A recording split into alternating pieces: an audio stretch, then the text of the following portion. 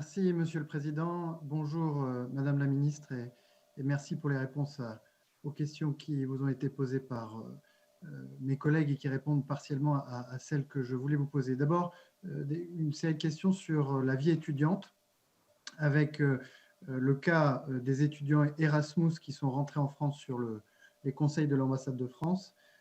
Avez-vous des indications aujourd'hui à leur donner sur leur capacité à repartir dans l'université européenne où ils doivent se rendre pour valider leur année, ou si, dans le cadre d'Erasmus, des dispositifs particuliers seront mis en œuvre?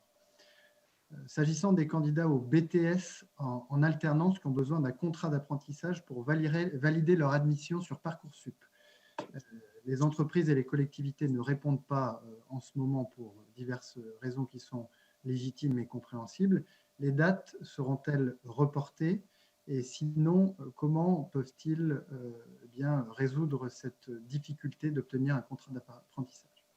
Et enfin, s'agissant de l'adaptation des modes d'enseignement présentiel et à distance qui pourraient s'installer durablement dans les habitudes des universités, avez-vous déjà estimé les besoins financiers, les modalités d'accompagnement des universités pour mettre en œuvre ces mesures? Et puis une question que je relaye de mon collègue Philippe Berta, mais à laquelle vous avez déjà partiellement répondu, concernant la recherche. Les publications scientifiques du début des années 2000, suite aux épidémies liées au SRAS en Chine, puis au MERS en Arabie Saoudite, avaient dès ces années-là révélé les modes d'action et les clés d'entrée dans les cellules de ce type de virus. Les publications récentes sur le Covid confirment un mode d'action à l'identique. Malheureusement, la faiblesse toute relative des épidémies antérieures semble avoir interrompu les recherches de l'époque, aussi bien pour un outil diagnostique, thérapeutique ou vaccinal. N'est-ce pas là un indicateur fort pour réviser une politique de recherche afin de moins réagir au feu de l'actualité et de préserver une recherche tous azimuts qui peuvent, à court, moyen ou long terme, se révéler décisives?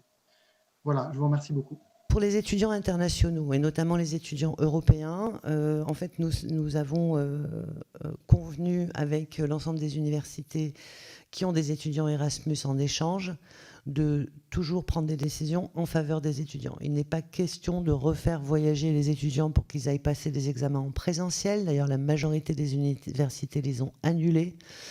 Donc, soit l'établissement de l'étudiant évalue son semestre, soit c'est l'université partenaire dans laquelle il est allé passer son semestre qui lui fait passer des évaluations. Et dans tous les cas, ce que nous avons demandé, c'est que les choses soient faites au bénéfice des étudiants. Pour la question des inscriptions en BTS qui nécessitent des contrats d'apprentissage, les contrats d'apprentissage ne sont jamais un sujet bloquant, puisque en réalité, on peut être inscrit et ensuite faire la preuve que l'on a un contrat d'apprentissage. Donc évidemment, là aussi, on regardera ça avec beaucoup de bienveillance. On ne va pas exiger des contrats d'apprentissage dans cette période, mais c'est le cas en général de ce qui se fait dans les formations en alternance. La formation à distance, c'est un mode de formation qui est extrêmement particulier, qui en aucun cas ne peut se substituer complètement à la nécessaire interaction humaine que nécessite la formation et l'enseignement en général. Donc c'est pour ça que bien sûr, nous regardons quels enseignements nous pouvons tirer de la formation à distance et que dans tous les cas, quand nous proposons de la formation à distance, c'est le cas notamment dans les campus connectés, nous avons aussi des personnes qui, physiquement, sur les sites, accompagnent les étudiants, les motivent, vérifient qu'ils travaillent, sont capables de répondre à leurs questions, etc. Et donc, il ne faut pas imaginer la formation à distance comme quelque chose qui peut se substituer à la relation humaine très forte qu'il y a entre un enseignant et son élève ou son étudiant. Monsieur Habib, je ne sais pas de quoi vous parlez quand vous parlez de disparité pour la CVEC, puisque c'est reversé au nombre d'étudiants inscrits. Donc, c'est une simple règle de 3 qui est faite, hein. Donc, plus vous avez d'étudiants, plus vous avez de CVEC. Moins vous avez d'étudiants, moins vous avez de CVEC. C'est la même règle partout pour tout le monde. Sur la question que vous évoquez de la certification en langue, c'est pas une nouveauté en réalité, ça a déjà longuement été débattu en novembre et en décembre. Effectivement, ça a apparu en mars, mais c'était juste le processus classique administratif. Et nous ne recommandons absolument pas des certifications privées non françaises. Il existe le CLES en France.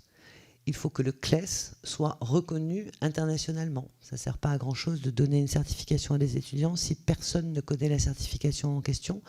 Donc, en même temps que nous finançons intégralement, par exemple, le TOEFL et le TOEIC pour les étudiants, dans le même temps, nous finançons le CLES pour que le CLES accède aux standards qui lui permettent d'être une certification non pas franco-française, mais bien reconnue à l'international et reconnue par les employeurs.